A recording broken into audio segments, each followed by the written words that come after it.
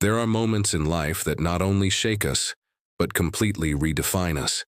Moments when the world as we knew it collapses without warning, leaving only rubble where there had once been certainties. For Iris Walker, that moment came dressed in white, with 200 expectant guests, a bouquet of flowers trembling between her fingers, and an empty altar before her. Adrian Taylor, the man with whom she shared 7 years of promises, dreams, and complicit silence, never appeared. The clock was her only witness, cruel, constant, marking every second of humiliation as their gazes turned sharp. The church was packed. 200 people dressed in their finest. Arrangements of white flowers adorned each pew, the string quartet playing the piece they had rehearsed for months especially for the occasion.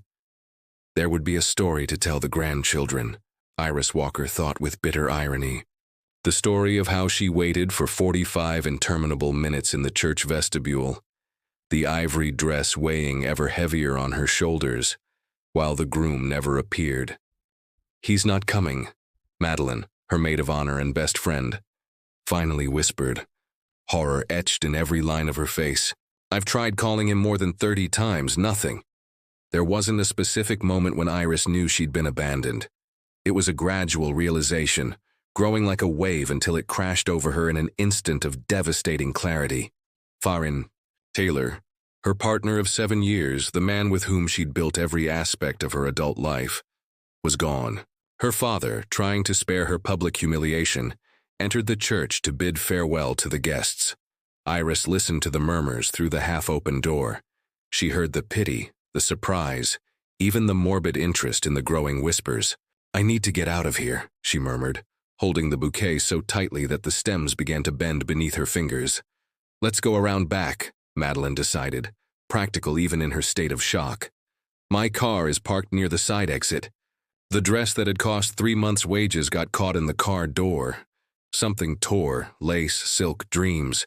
It didn't matter anymore. Iris wasn't even crying. She was beyond tears, in a place of numbness where nothing seemed real.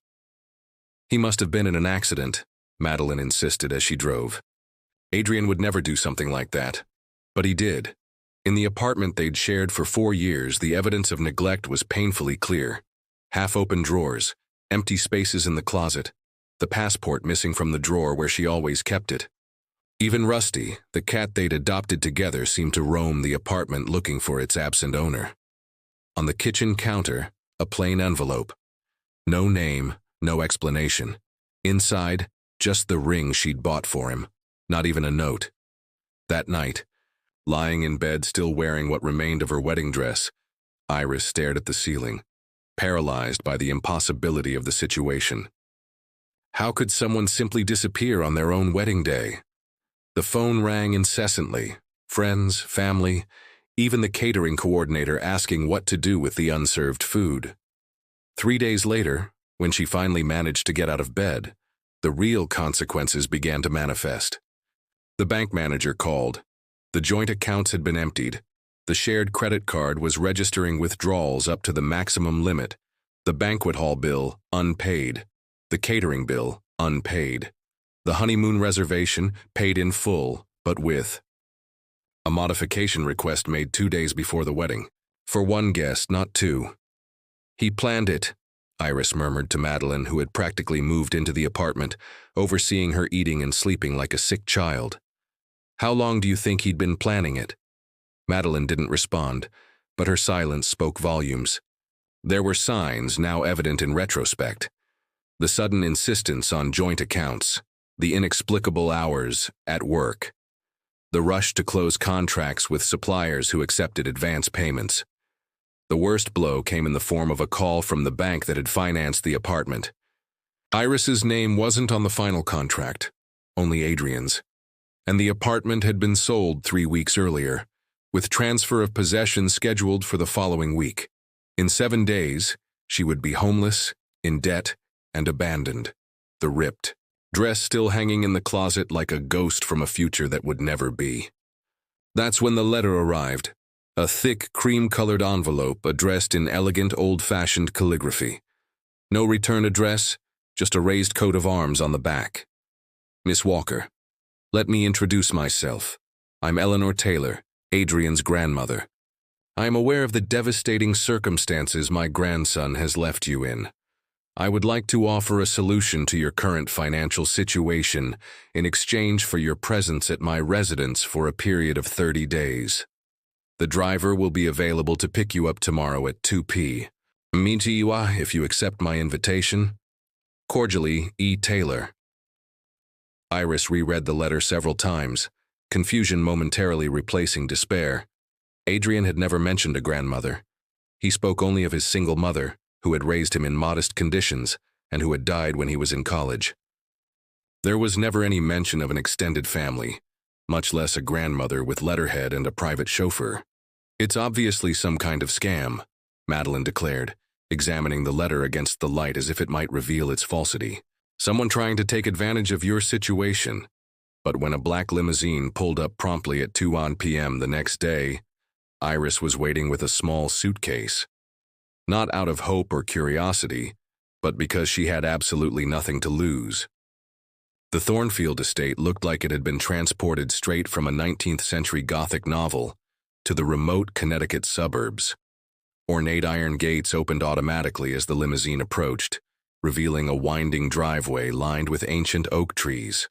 The mansion itself was an imposing Victorian structure, with turrets, stained glass windows, and an undeniable aura of history and old money. "The lady awaits you in the main living room," reported the butler who opened the door, an elderly man with impeccable posture and an unreadable expression. Iris followed him through corridors decorated with oil paintings and furniture that was certainly worth more than anything she'd ever owned. The contrast with her current situation, no home, no boyfriend, no clear future, was so stark it seemed almost comical. The woman waiting for her in the spacious living room didn't rise when Iris entered. Eleanor Taylor must have been 80, but she possessed that timeless quality of people who age with power and purpose. Impeccably groomed silver hair, upright, posture, piercing blue eyes. The same eyes as Adrian's, Iris noticed, her chest tightening. "Miss Walker, thank you for accepting my invitation." His voice was firm and melodious, carrying the slight accent of someone who has spent a lot of time in Europe. "I didn't have much of a choice," Iris replied honestly, resisting the urge to bow or curtsy, feelings the woman's presence inexplicably evoked. Eleanor smiled slightly, appreciating the openness. "Please sit. Tea?" Sitting stiffly on the edge of a brocade armchair that probably cost more than her car, Iris studied the woman Adrian had never mentioned. The resemblance was there, in the eyes, in the curve of the chin, but there was a hardness to Eleanor that Adrian had never possessed. Or perhaps, she considered bitterly, he simply hid it better. "Why am I here?" he finally asked after the tea rituals were completed in silence. Straight to the point, admirable. Eleanor placed her cup delicately on its saucer. "I'm offering a deal. 30 days of your presence here at Thornfield, during which you will have unrestricted access to the property and answer my questions honestly. In return, I will pay all debts left by Adrian and provide a sum sufficient for you to start your life over." Iris frowned. "What kind of questions?" "About Adrian, their life together, the plans they made. Why? You two clearly had no relationship. He never even mentioned your existence. A shadow of something, pain, perhaps, briefly crossed the older woman's face. The reasons are mine. Will you accept?" Iris's suspicions grew. How do I know this isn't just some cruel game? That she's not working with Adrian in some way? Eleanor leaned forward slightly, her eyes deepening. "My grandson and I haven't spoken for over 20 years, since he was 10. Catherine, my daughter, his mother, chose to cut ties with me and take him." Her gaze didn't waver. "I don't know where Adrian is now, but I do know that he destroyed his life as a side effect of running away from his own." The conviction in his voice was undeniable, but Iris remained skeptical. "I still don't understand what you have to gain from this." "Information, Miss Walker. Something I've been denied for 2 decades. Eleanor stood with surprising agility, walking to a desk where she pulled out a document. This is our agreement, formally drawn up. I suggest you read it carefully before signing. The document detailed exactly what Eleanor had verbally described, with the addition of a confidentiality clause, and, more surprisingly, an immediate transfer of $50,000 as a good faith advance. Why me? Iris asked, the pen hovering over the signature line. Surely there must be other ways to find out about Adrian's life. Eleanor studied her for a long moment. Because you're the only person he chose to share his life with. The only one he deemed worthy of a commitment, even if it was false in the end. There was something unsaid in that statement, an additional layer of meaning Iris couldn't decipher. But with each alternative leading to overwhelming debt and possible bankruptcy, the choice was clear. He signed. That night settled into a suite larger than her old apartment. Iris explored the surroundings. The property was a maze of rooms, hallways, and staircases, many clearly unused for years. In the library, an impressive room with floor-to-ceiling bookshelves, she found her first clue that there was more to this situation than Eleanor had let on. A portrait above the fireplace showed a young woman holding a baby, next to a stern-looking man. The woman was undoubtedly a younger version of Eleanor. The baby, presumably, was Adrian's mother. But what caught her attention was the man's familiar face. He didn't look like Adrian, but he had the same expression Iris had seen 1,000 times, in the mirror. The same almond-shaped eyes. The same face shape. I see you have found my sanctuary. Eleanor's voice startled her. The older woman was standing in the doorway, staring at her with an unreadable expression. Who are they? Iris asked, pointing at the portrait. My daughter Catherine is a baby, me and my husband Harold Taylor. Iris looked at the portrait again, into the eyes that so resembled her own. He reminds me of someone. I imagine so. Eleanor approached slowly, as if approaching a frightened animal. Harold was your paternal grandfather's older brother, Miss Walker. The world seemed to spin around Iris momentarily. That would mean that you and Adrian are second cousins? Yes. Eleanor smiled sadly, although I doubt any of you would know that. My family never mentioned any connections to the Taylors, Iris insisted the next morning, as she walked with Eleanor through the estate's extensive gardens. My father would have said something. Your father may not know, Eleanor replied, leaning lightly on an ornate cane. The rift between the Walker brothers occurred over 50 years ago, before Harold and I were even married, before his parents even met. After a restless night processing the revelation of her relationship with Adrian, Iris felt simultaneously fascinated and distrustful. The world seemed smaller, more interconnected, and far more complicated than she had ever imagined. What? Breakup? Eleanor pointed to a stone bench under an ancient oak tree. His grandfather, Thomas Walker, and Harold were the sons of a moderately successful industrialist. When the empire began to crumble after the war, the brothers went their separate ways. Harold allied himself with interests Thomas considered questionable. Money was siphoned off. Accusations were made. What kind of interests? The guys who allowed Harold to maintain his lifestyle while Thomas rebuilt from the ground up. Eleanor looked at her meaningfully.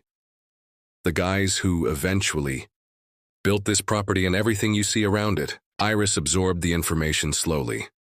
An old family dispute. Ethical differences. Money.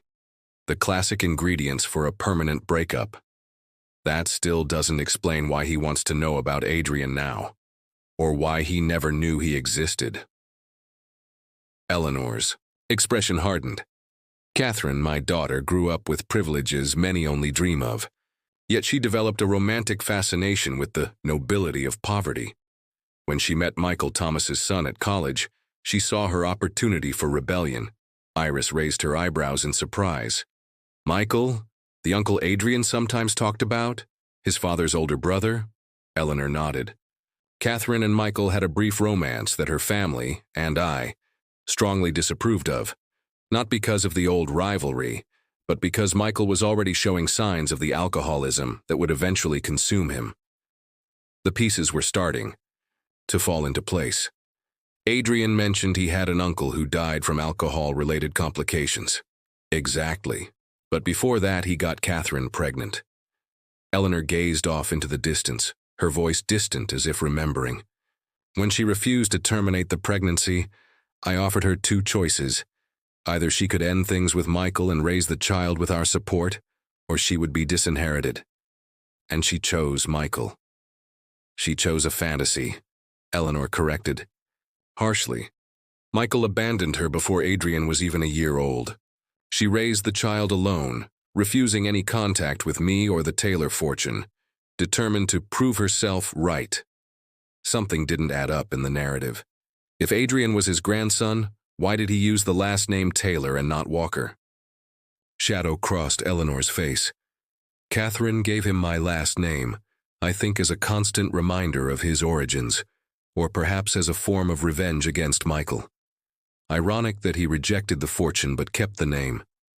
Iris tried to imagine Adrian, as a child, growing up with a bitter mother, without a father, bearing a name that represented a denied heritage, a piece in a game of pride and stubbornness that had begun decades before his birth. I tried to contact them several times over the years, Eleanor continued, with a rare tremor in her usually controlled voice. I offered reconciliation, money, for Adrian's education. Catherine refused everything. By the time she died, Adrian was already an adult. I tried to find him, but he had disappeared. Until he found it through me, Iris concluded. How? I've had private investigators searching for my grandson for years, Eleanor admitted without shame. When his name appeared in the marriage records, I was notified.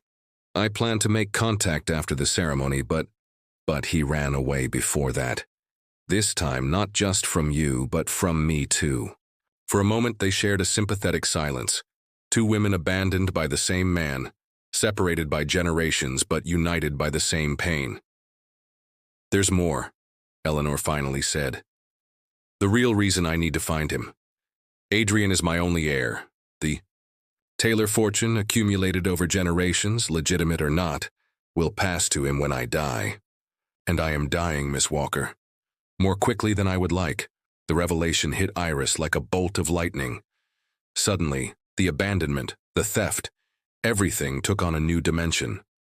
You think he found out about the inheritance? That's why. He disappeared. Eleanor tilted her head, studying her. What do you think? I knew him better than anyone. The question pierced Iris's heart. Did she really know Adrian? The man she had loved for years, with whom she had built dreams, seemed more and more like a stranger. I don't know, he replied honestly, but I plan to find out. The room had remained untouched for more than 20 years. The room of a 10-year-old boy, frozen in time like a private museum of absence. Catherine brought Adrian here sometimes, when he was little, for brief periods of reconciliation, Eleanor explained, opening the dusty curtains to let in the morning light. This was his space.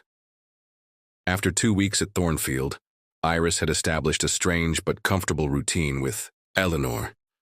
Mornings spent in the gardens or the library, with the matriarch sharing Taylor family stories, afternoons exploring the estate or the nearby village, evenings answering Eleanor's endless questions about Adrian, his habits, preferences, dreams. With each day, the puzzle that was Adrian Taylor gained more pieces, though the complete picture remained elusive. The nursery contained archaeological treasures from Adrian's interrupted childhood. Toy cars neatly arranged on shelves, adventure books with bookmarks still on pages that were never finished, a collection of colorful stones, and shells on the dresser. But it was the framed drawing on the wall that caught Iris's eye, a childlike sketch of 3 stick figures. A tall woman labeled Mom, a smaller figure labeled Me, and between them, holding hands, a male figure identified simply as Dad. Adrian never met Michael, Eleanor commented, noticing his interest in the drawing. That's made up. Fantasy, or hope, Iris suggested softly. It was easy to imagine the lonely boy creating an idealized version of his absent father. Easier still to understand how such fantasies could shape the man Adrian would become. someone skilled at creating, facades at projecting the image others wanted to see. "I found something yesterday I should see," Eleanor said, interrupting his thoughts. From the purse she always carried, she took out an envelope. Inside was a series of surveillance photographs dated 2 weeks prior, after the failed wedding, but before Iris arrived at Thornfield. They showed Adrian at an international airport, boarding a flight to Buenos Aires. "Did he go to Argentina?" Iris asked, studying the grainy image of the man who had almost become her husband. Adrian looked thinner, tense, carrying only a backpack and constantly looking over his shoulder. "He went to a country without an extradition treaty," Eleanor corrected meaningfully. The implication was clear. Adrian wasn't just running away from a marriage or debt. He was running away from the law. What did he do? Besides stealing her savings and wedding funds? Eleanor raised a perfectly shaped eyebrow. "My investigators discovered he'd been systematically siphoning money from his job at the brokerage. Small amounts at first, gradually increasing. The firm hasn't caught on yet, but when they do, fraud." Iris felt dizzy. "I'd risk prison." "Precisely. And we can assume the money accompanied him to Argentina." Eleanor replaced the photos in the envelope. "There are more. Over the last 6 months, he's hired private investigators. Not as good as mine, clearly, to look into me." The implications hit Iris like successive waves. Adrian had learned about her grandmother, about the inheritance. Perhaps he'd even discovered the distant relationship between them. How much of their relationship had been genuine? How much had been orchestrated as part of a larger plan? "Why show me this now?" he finally asked. "Because she deserves to know the truth, no matter how painful it is." Eleanor's voice was surprisingly gentle. "And because, after 2 weeks of watching her process this betrayal, I think she's strong enough to hear this next part." Eleanor walked to the window, looking out, at the gardens below. "I received a communication from Adrian yesterday, the first in over 20 years. He's requesting early access to his inheritance, a substantial amount that would allow him to disappear permanently. And in return, his silence regarding certain aspects of family history that he apparently uncovered. Aspects that, if disclosed, could bring unwanted scrutiny to the Taylor business. Blackmail, abandonment, theft, fraud. With each revelation, the man Iris had loved became more and more of a stranger." "What was your response?" Eleanor turned to look at her, her blue eyes, so similar to Adrian's, gleaming with fierce determination. "I told him he should return in person to discuss the matter. That an inheritance of this magnitude requires physical presence and proper documentation." Iris couldn't help but admire the old woman's cunning with reluctance. "She's luring him back. I'm offering you exactly what you always wanted, recognition as my rightful heir." A cold smile touched Eleanor's lips. "And a chance to explain yourself to the woman you abandoned." The black limousine drove slowly up the driveway, stopping in front of Thornfield's front steps at exactly 3 in the afternoon. From her vantage point at the second-floor window, Iris watched the door open, her heart beating so loudly she feared it could be heard by the man emerging from the vehicle. Adrian Taylor looked simultaneously familiar and strange. Thinner, more tanned, with longer hair than he'd ever worn during their relationship. He was wearing a sharp suit she'd never seen before, probably bought with the money he'd stolen from her. "Are you ready?" Eleanor asked, materializing silently, at her side. In the 3 weeks since her arrival at Thornfield, Iris had developed a genuine respect for the matriarch. Her strength, her determination, her willingness to face difficult truths, even at an advanced age. "No," Iris replied honestly, "but we're going to do it anyway." The plan was simple. Eleanor would receive Adrian in the library, discussing the terms of his anticipated inheritance. Iris would remain hidden in the adjacent office, connected by a discreet door partially concealed by a bookcase. From there she could listen in, intervening when and if she chose to do so. "Remember," Eleanor said, briefly squeezing her hand, a surprisingly affectionate gesture from the usually reserved woman. "Regardless of what happens today, You've already survived the worst he could do. Minutes later, hidden in the dark office, Iris heard the library door open. Familiar footsteps. The voice that haunted her dreams and nightmares. "Grandma, we finally meet formally." The falseness in the sugary tone was so evident that Iris wondered how she had ever been able to believe. "Adrian's sincerity. Let's spare you the pretense of familial affection, Adrian." Eleanor's voice was icy. "We're here to discuss business, not to feign ties you've deliberately avoided for years." A brief silence, then an awkward laugh. "Straight to the point. I admire that. I think I inherited that trait." "You haven't inherited anything of mine yet," Eleanor replied tersely. "Although that could change today depending on our agreement." The sound of liquid being poured, the expensive whiskey Eleanor saved for special occasions. The soft creak of the leather armchair as Adrian presumably sat down. "My conditions are simple," he began, abandoning the facade of cordiality. $5 million transferred to an account in the Cayman Islands. In exchange, I disappear permanently and take with me the documents regarding my great-grandfather's activities in World War II. Iris frowned in the darkness. It was the first time she'd heard of any connection between the Taylor family and the war. "Interesting you should mention that," Eleanor responded calmly.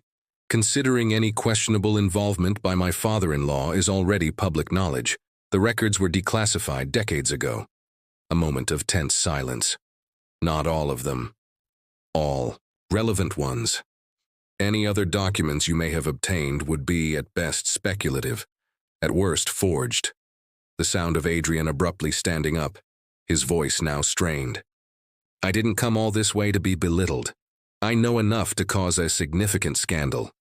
Imagine the headlines: Taylor Empire built on Nazi fortune." Eleanor sighed audibly. "Adrian, I tried for years to imagine what kind of man you would become without my influence.